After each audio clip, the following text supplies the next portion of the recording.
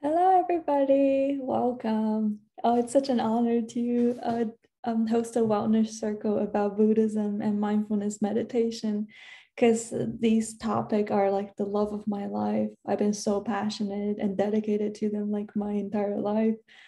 Um, I'm going to start sharing screen, and this is picture of Pema Chodron. Actually, Greg recommended me to attend that retreat.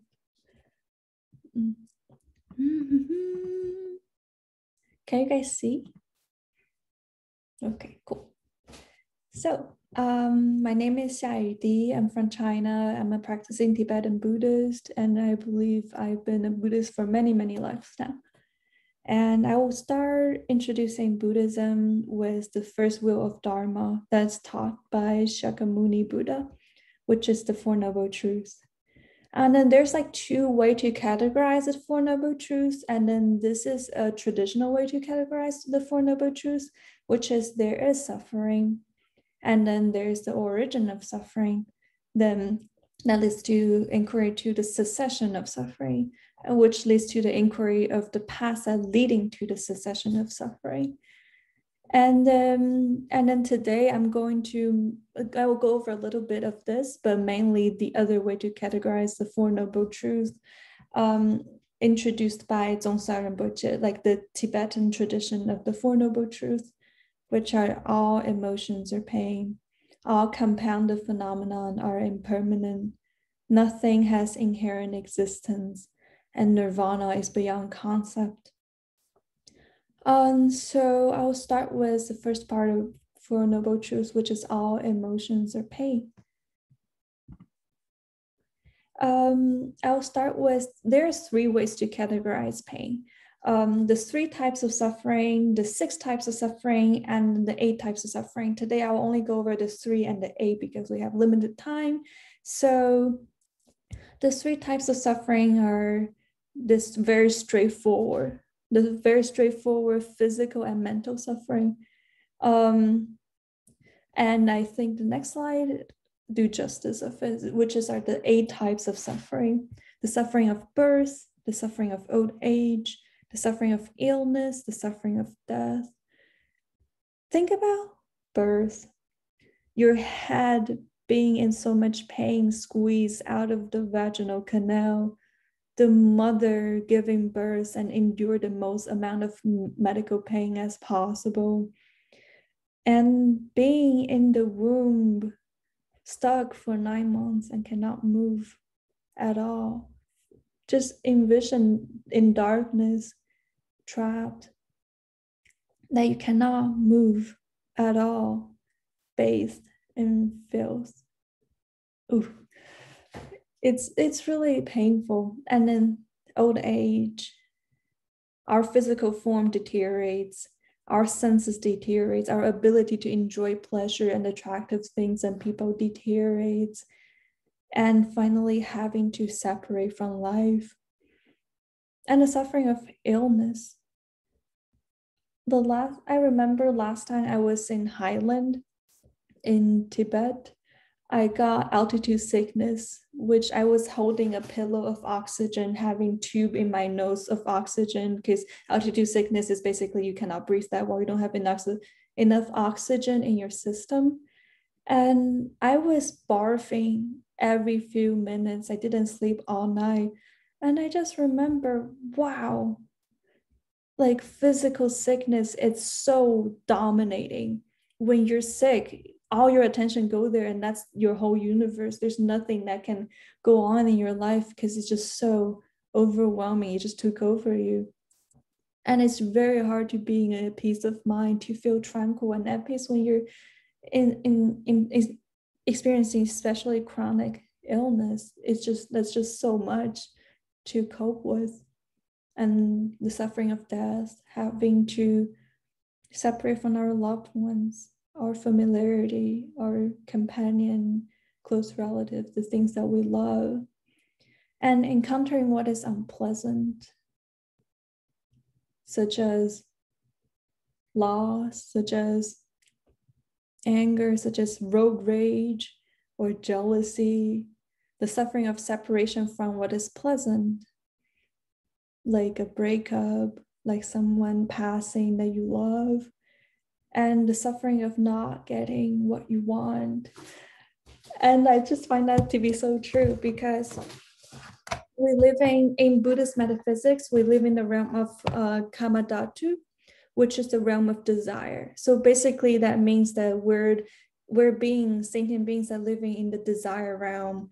And what we want in life is just having our desires fulfilled. Because isn't that true? Like, we go on our daily life and we're driven by one desire after another, and then our objective, our goal is to fulfill them, and we feel satisfied or like cheered up or like blissful when they are fulfilled. And once they're not, we get disappointed or angry or resentful, and like very invested, so hard, working hard for something but not getting the result of it, the disappointment come out of it, which is not getting what you want. And the 5 appropriated aggregates, I will go into it later, because I will delve into the development of ego, which is tied into the 5 skandhas. So I'll go back. So that was the suffering of pain, which is this straightforward mental and physical suffering. And then the suffering of change, which tie back to all compounded phenomena are impermanent and nothing has inherent existence. So there's this concept called the Indra's net, which is the entire universe is a giant, giant web. And in every intersection of the web, there's a jewel, beautiful, beautiful jewel. And all those jewels are all in conversation with each other, bouncing off light with each other, reflecting each other. So if you turn a jewel in one intersection just a little bit, the way it interact and reflect all the other jewels shifted. So if you change the jewel just a little bit, it changed the entire universe. It's the idea that our existence is very interconnected, interpenetrative, that we do not exist alone. It's because we don't have an inherent existence. It's like, I am Yudi, I'm Chinese, I do this and that, but I was a different person 5 years ago. I was also a different person 3 years ago. I was a different person 3 months ago. Then who am I?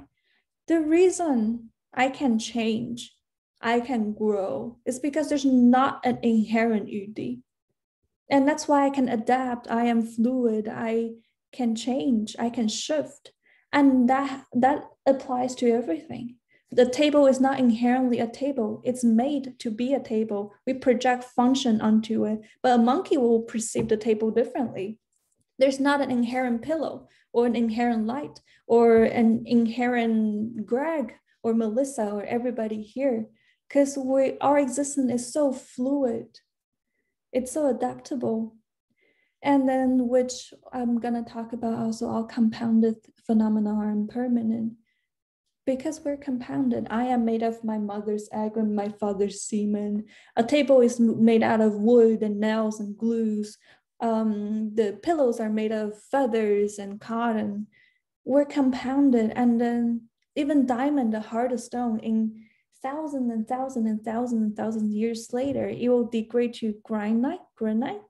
I don't know how to say that stone. Even the hardest stone, its molecule like structure will deconstruct and crumble throughout time. Relationship ends, friendship shifts, people die.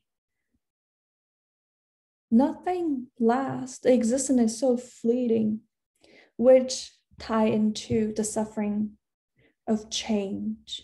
Oh no, actually, sorry, the suffering of conditionality, because there's a all pervasive underlying of there's no concrete solid existence of anything, that it's so impermanent and it's so compounded, and its existence so interconnected, so we cannot hold on to things, we cannot grab onto things, and that provides a really profound suffering of conditionality. And what is suffering of change is that once blissful, pleasurable, enjoyable experience, the things that produce that condition cease, then change, then pleasure, joy shift to pain. And then this covers the three types of suffering. And 1 second. Which go back to the last part, nirvana is beyond concept. It's this idea of our human eyes, we have red, green, and blue cones. That's how we dissect colors. And in our brain, we made up all those colors. Butterflies have 7 cones in their eyes. Mantis shrimp have 16 cones in their eyes. The color that they can see are literally incomprehensible by humans. And it's not just sight. There's things that we cannot hear. There's things we cannot smell. There's things we can't touch. There's things we cannot yin or be. There's things we cannot smell or say. There's things we cannot taste. And then the thing is, it's not just the consciousness and perception of our senses. It's also the way we perceive. The way humans perceive is through dualism. We cannot see happiness if we don't experience sadness. We cannot see black if we don't experience white. We perceive through differentiate, to pushing one away and embracing others. It's a mind, in Tibetan is called Sam, the mind that plots, that manipulates, that scheme, that accept one's through the understanding of othering. So that kind of mind is not fit or competent to understand nirvana. And only through the practice of meditation and embodiment of the teaching in meditation that we can transform our mind, so like we can start seeing the colors of the mantis shrimp, which I will lead to the last part of the 8 types of suffering, the 5 appropriate aggregates. So what is 5 appropriate aggregates? They have another name, which is the 5 skandhas, and then which is a very, very important concept in Buddhism, ego, the idea of a self. So ego is constructed through 5 means, so the 5 skandhas. So it's form, sensation, perception, mental formations, and consciousness. And that's how egos are developed. So I will explain it a little bit. So it's like the idea how originally, authentically, nothing has inherent existence, inherent meaning. Things just is. And there is not a separation or dualism, the idea of us and them, me and you, this and that. And things are just is.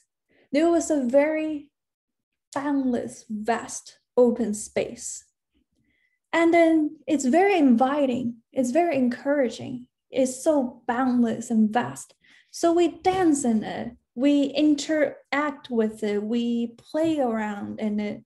And as time went on, we slowly became a little obsessive and attached to the way we can dance in it, that we can interact with it. Then slowly we become more and more attached to the space that we're in. We slowly grab onto it, project meaning onto it. As a matter of fact, we solidified it. The space became a space. It's no longer boundless and open. It became a solidified space. And then so form, the things that we see, the things that we touch, the things that we interact with. And then through our senses, which is the second step, which we see it, we touch it, we smell it, we taste it, we hear it. Through our senses, we perceive it, we interact with it, and which leads to perception, which is sometimes when we interact with something, we like it. When we like it, there's a slight greed that arises. We grab onto it, we grasp it, we hold on to it, we want to possess it. And sometimes there's things that we dislike, that's our interaction with it. So we push it away, we reject it. There's a slight anger that arises, or sometimes when we're indifferent about things. So misconception or ignorance arises, and we become numb and stoic about things. And then through those emotional reaction from the interaction with the form, then mental formations start to arise. And what is mental formation? It is labeling, conceptualizing, categorizing. Now we have a very thought out experience reaction towards things. And now we start to conceptualize things. This is this, that is that, those are different. And then through mental formation, consciousness exists. We start to function in a linguistic, dualistic, differentiating understanding and idea of things. And so that is how the ego has been constructed. The idea of the ego is that there is a self, solid, concrete, separated self from the rest of the world. The idea of me versus you, us versus them, the construction of the wall to differentiate, to create this dualism. And it's a complete inversion, an opposite of reality. And then so there's a concept called misconception or ignorance. The Sanskrit is avida. And then there's like four parts to it. Chang, le, wo, jing. Chang is permanence. So the ignorance, misconception part of that is we perceive things that are impermanent as permanent. Le, which is we perceive things that are suffering, that are painful, as pleasure, as joy, such as cigarettes, such as pornography, such as sometimes any pacifier that we use to cope with things that are harmful towards ourselves, to not deal with the stress and anxiety of it. And it's like a instant gratification, and it's a way we cope with things, but in the long run, it's damaging to us. And that's the idea of perceiving suffering as joy. And then perceiving things that doesn't have a self, perceiving things doesn't have inherent existence as there is a self. And the last one, perceiving things that are dirty as clean, in a way that the things that inflict harm, causes harm, as things that are good, such as the way we use so much plastic, the way we're obliterating this planet. We see it as convenient, making our life better, but in the long run, it's destroying all of us. That's the idea. So our misconception and ignorance is the reverse understanding of truth or what is happening. And which lead to another really beautiful concept, the triad of emptiness, compassion, and detachment. So emptiness is what I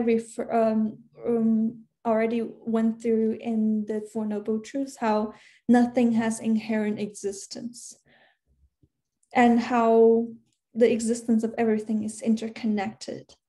So, and it's impermanent. With that understanding, that we understand that we do not separate from the rest of the world, our existence is very much connected to everybody else. So compassion arises, but also detachment arises, which we understand that we cannot become, in psychology, it's called enmeshment or fusion, the idea that we cannot become possessive of another being. Whatever growth they need to go through, it's their own journey, that we cannot extend our ego onto another person because we need to respect their growth and for them to empower themselves. Ultimately, so that's the idea of detachment. And emptiness helps compassion and detachment. Compassion helps emptiness and detachment. Detachment helps emptiness and compassion. And the completion of those three mind, it's a triad that empower each other, is like the end of enlightenment. An enlightened being would be a completion of those three attributes. Because emptiness is not nihilistic at all, because we understand that everything is empty and everything are connected. So it makes us care and engage with everything. And because we understand it's empty, so we're detached in a very loving way,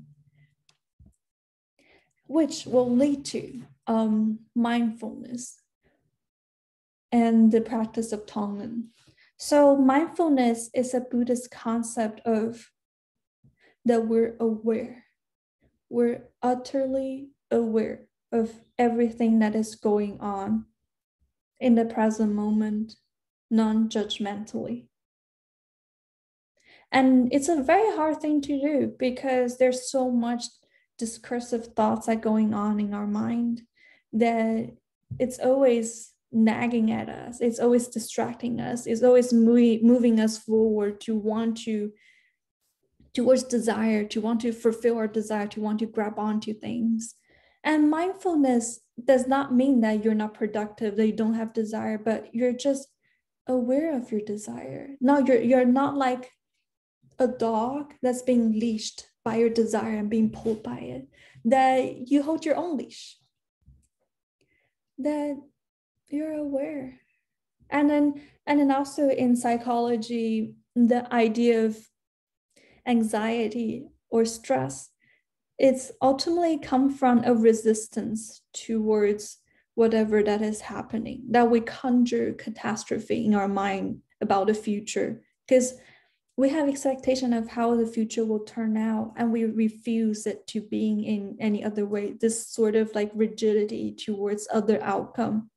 And then we are really in a state of fear that we don't want it to turn out how we don't want it to be. And then that increases the stress and anxiety because we're not in the present moment. We're in the future where it actually doesn't exist. It's not that future doesn't exist because when it's existing, it's already has manifested in the present moment. So mindfulness is this idea of radical openness and acceptance of the present moment and whatever that's coming up for you. It's not through repression, it's through awareness and acceptance of it. And it's been highly utilized in third way behavior therapy. Like John Kabat-Zinn, he is also practicing Zen Buddhist, and he pulled mindfulness practice from Zen Buddhism to mindfulness-based cognitive therapy. And then it's part of the third way behavior therapy that highly utilizes Buddhist psychology and also mindfulness. And then, 1 second. Okay. And then we're going to get into a mindfulness practice. So the idea of mindfulness meditation, it can be in any form. You just need an anchor. And then you just keep on coming back to the anchor when you find your mind drifting away, but you're not punishing yourself. You're just practicing awareness. And when you realize that you drifted away, or even before you have a thought that comes up that you're going to drift away, you remind yourself and come back. And just being very present in the anchor. And then the anchor that we're gonna do is Tonglen. Tonglen in Tibetan, it means give and take. So we humans especially have tendency to run away from pain, that we really want to hold on to pleasure and joy, and we want to run far away from pain. So in third way behavior therapy, acceptance and commitment therapy, it's the idea of like not promising you a happy future, but rather give you the tools to deal with whatever that is happening in real life, that you accept whatever is going on with you. And to reverse the tendency that we want to run away from pain, and then we want to hold on to all the pleasure, that we accept that we experience pain, because it's a normal part of life, as we discussed, as we talked about earlier in the Four Noble Truths. And then it's the idea that emotion is actually a part of you. If it's actually indeed a part of you, how can it really hurt you? It's usually when emotion arise, anger arise, anxiety arise, fear arise, stress arise, that we push it away. We want to shove it down. We don't want to experience this. We don't want to experience jealousy. That causes us suffering and pain. So when we reverse that tendency to run away from pain and to indulge in pleasure, we reverse it. We accept pain. And we give compassion, we give understanding, we give forgiveness, we give gratitude. That we become very empowered and powerful being, and we no longer need to run away from ourselves. So that's the concept of Tonglen. And then I'm going to set the computer down on the floor. And then feel free to find a comfortable spot that you can sit on the floor, have a pillow under your butt for support, so your butt can be a little elevated.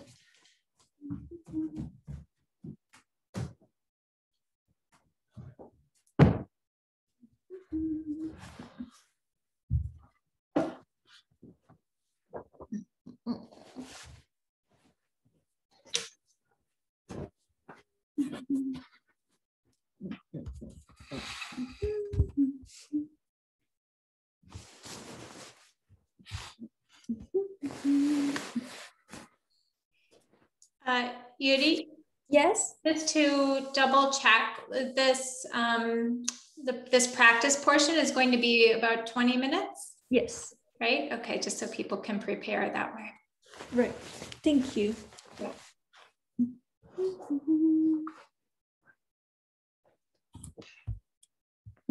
I don't know if you can see me. Oh, yes, you can see me. So I am in a full lotus pose, but you don't necessarily need to be in a full lotus pose. You can be in a half lotus pose or like a loose lotus pose like this.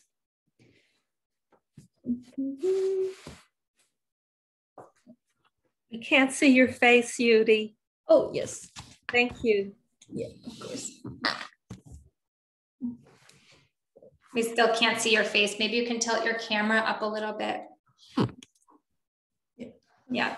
There we go. And so let's get the meditation pose down. The idea is to be in full lotus or half lotus or loose lotus or just cross-legged. So it's easier to do that when you have some elevation on your butt.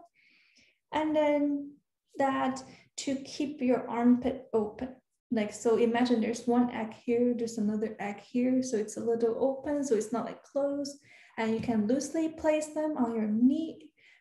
Or you can also put them here, left hand in the bottom, right hand top, and make sure your thumbs are touching.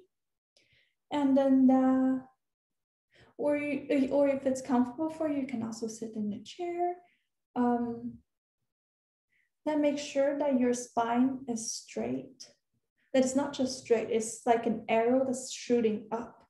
So imagine your spine are like one egg on top of each other, and there's a string that ties them all. And there's a hand that's holding the string. So it's like really up. And then have your neck slightly tilted down so the back of your head like it's aligned with the rest of the spine. And then have your eyes not closed and not completely open. And you're staring internally, but you're looking at the floor about 1.5 meters away from you, but you're staring internally. It's important to keep the eyes open during meditation because on your eyes, under your eyes, the meridian go into your chakra. So in the end, if you want to get your chakras through, it's pretty important in the beginning to have a habit of keeping your eyes open and your shoulders like flat, like they're like equal. And your breath even.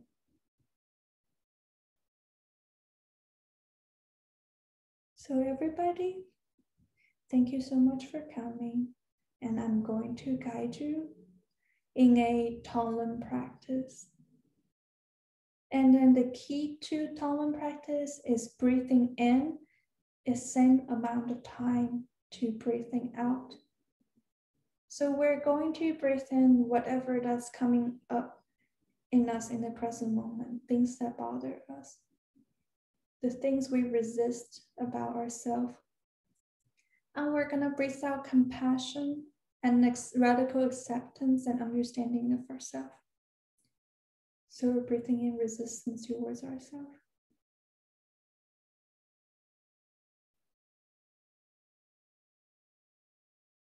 And we breathe out acceptance and understanding and compassion.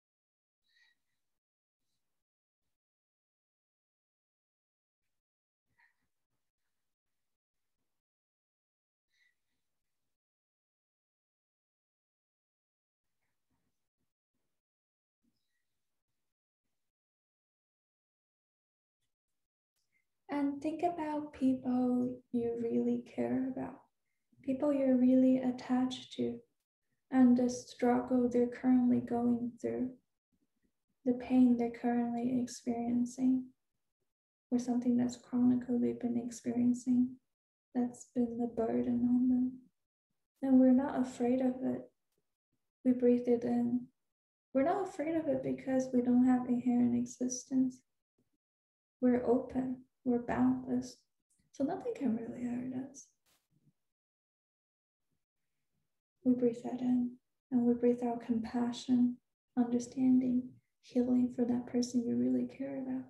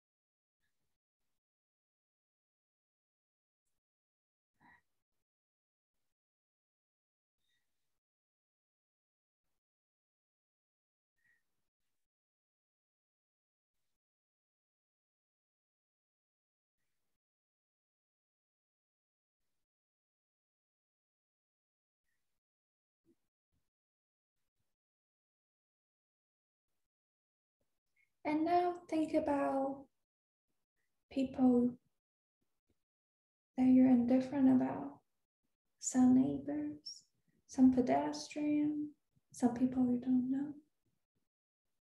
Imagine the struggle they have with, you know, a little bit about it. Now we breathe in their pain, their suffering. And we breathe out acceptance, compassion, and understanding for them.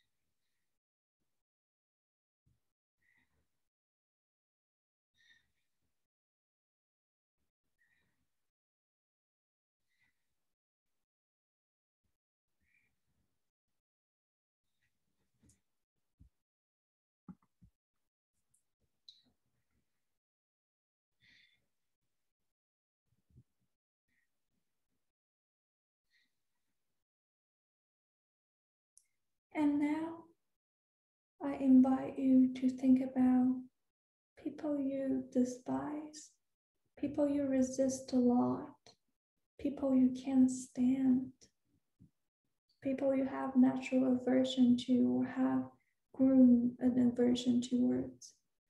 Breathe in that aversion, breathe in that resistance towards that person, and breathe in their suffering, breathe in their pain. And when we're breathing out, is compassion, understanding, and acceptance for them.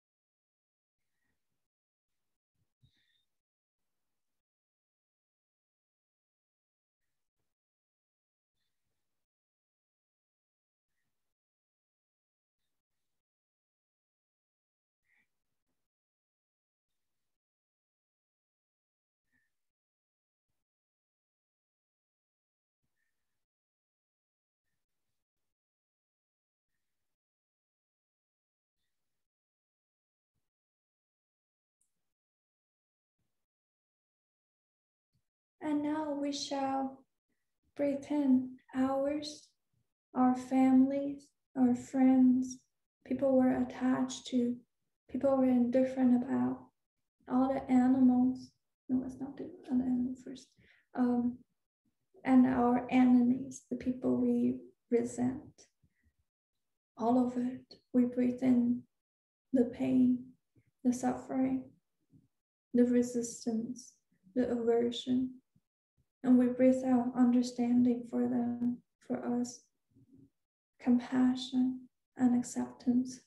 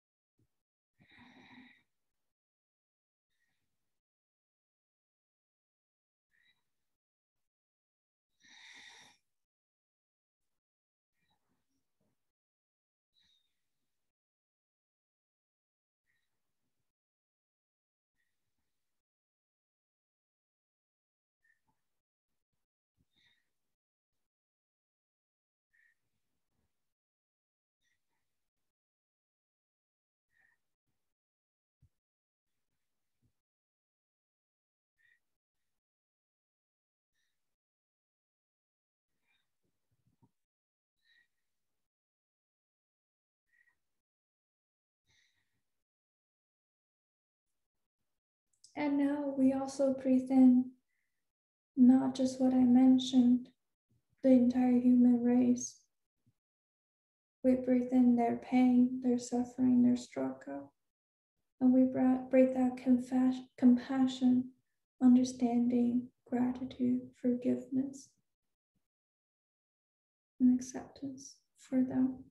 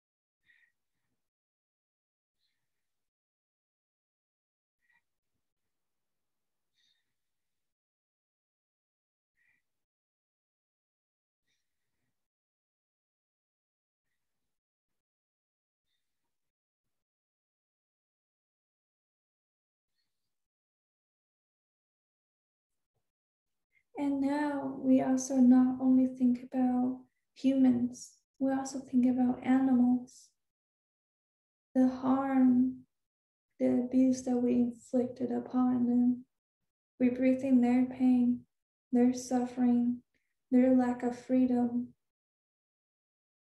And we breathe out support, understanding, compassion, and acceptance, and gratitude for them and us.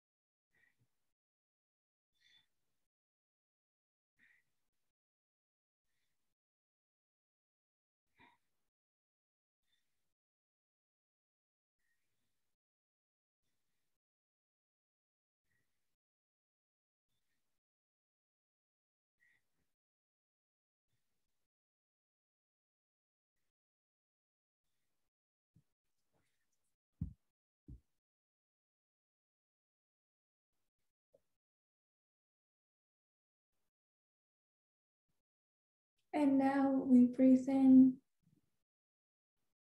the pain, the suffering, the struggle, the resistance of the entire universe and all the sentient beings in it. And we breathe out radical compassion, acceptance, understanding, gratitude to them, to us.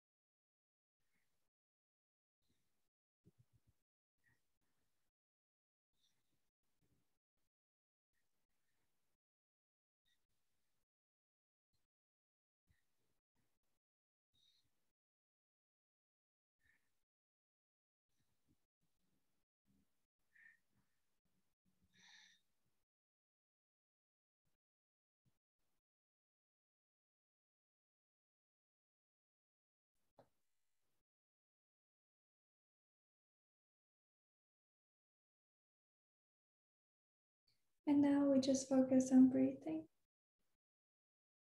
but we don't focus or pay attention to the breath. Rather, we pay attention to the mind of this radical openness that's dueling in our mind. And in this present moment, we sit in it, we lean into it.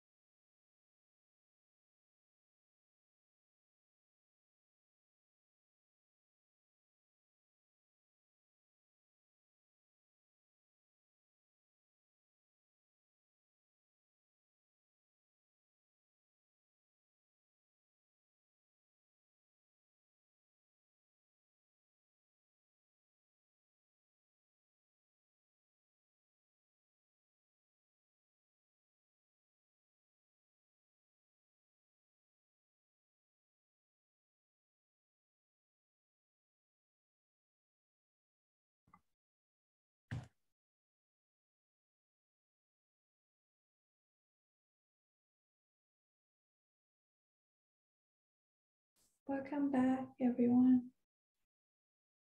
Thank you so much for being so receptive and open towards the practice of mindfulness.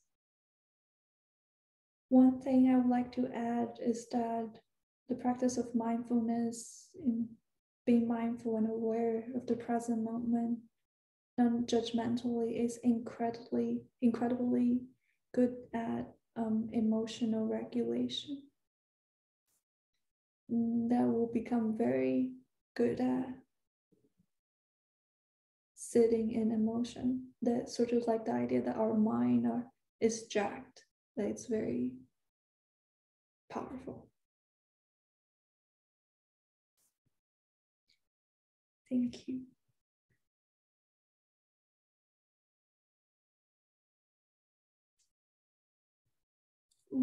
Let me share the screen one more time.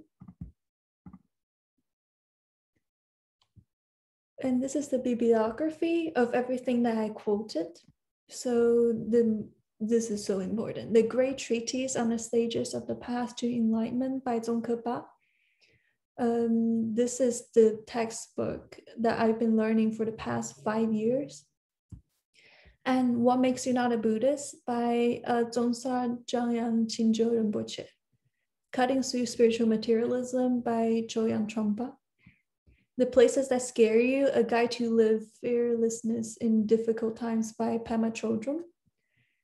How to Practice Tonglen by Pema Chodron. This is an article. And a journal that I find is really good called Acceptance and Commitment Therapy, Western Adaptation of Buddhist Tenets by Feng. And the Tibetan Book of Living and Dying by Sokyo Rinpoche.